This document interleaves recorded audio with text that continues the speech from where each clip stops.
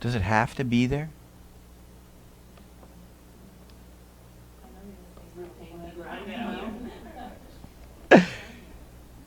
Well, this is, see, because here's the thing. The first thing is to be very consciously aware that this is happening. Because most people are not consciously aware that this is happening. In other words, there has been this sort of discomfort in us for so long that it just seems normal. One could even say that we become identified as it. We almost don't know who we are without it.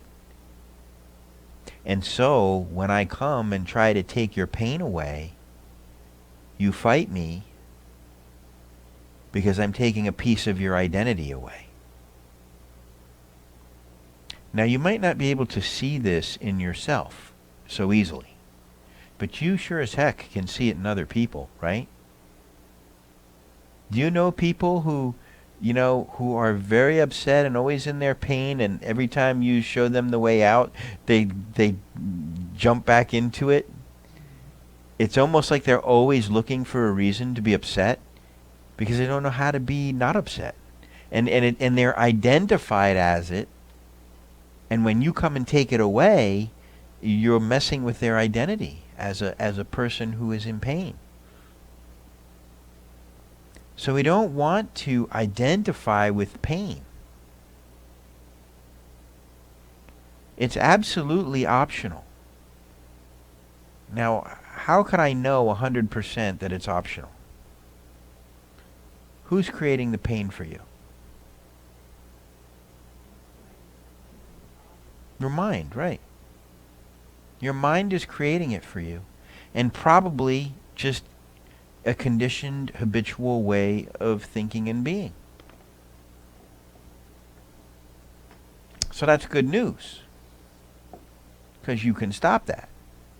You have to first become consciously aware of it.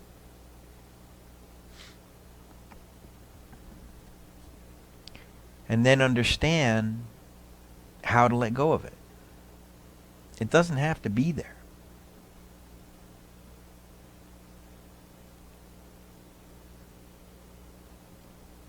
So we're pretty much consciously aware in this room that it's there, right? And even on the most subtle level, there's just some weirdness that can tend to stay with us, right? Probably could call it fear. It's probably some sort of fear.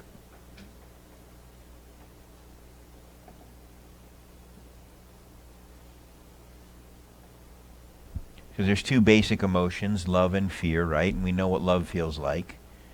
Picture a puppy running at you right now. That's love. So if it doesn't feel like that, you know it's fear.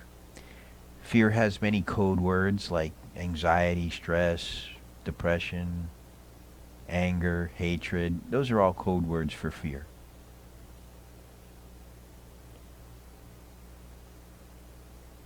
So think about it this way. You're in a world bound to impermanence and change. Everything is always changing. But what does your mind want? Continuity. It wants nothing to change. So you're fighting the weather. You know what I mean by that? It's raining and you're saying, I don't want it to rain. You're not seeing things clearly. One of the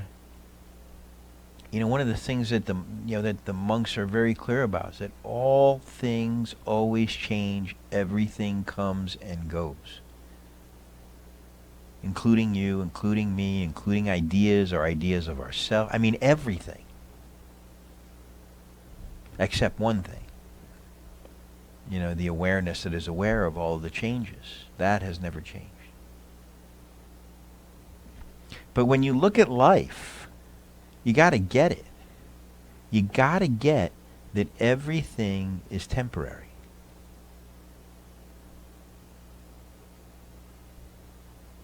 No matter what.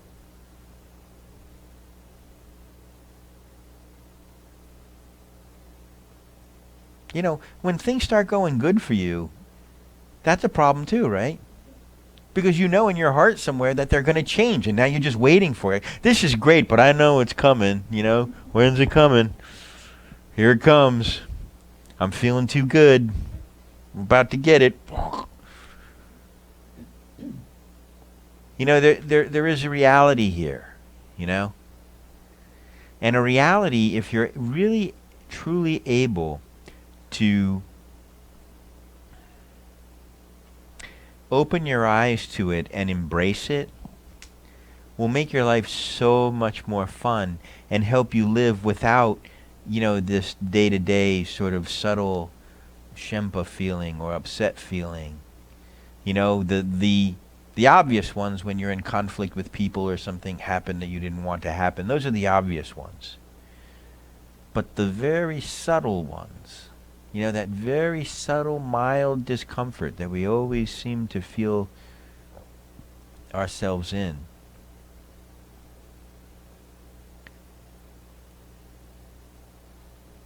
doesn't have to be there.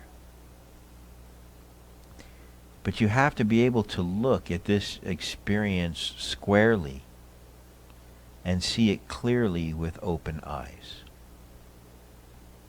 And embrace it in your heart.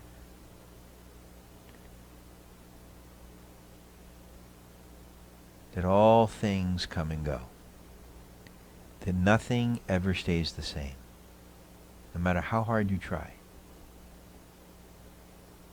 Because such a big part of that subtle discomfort that we feel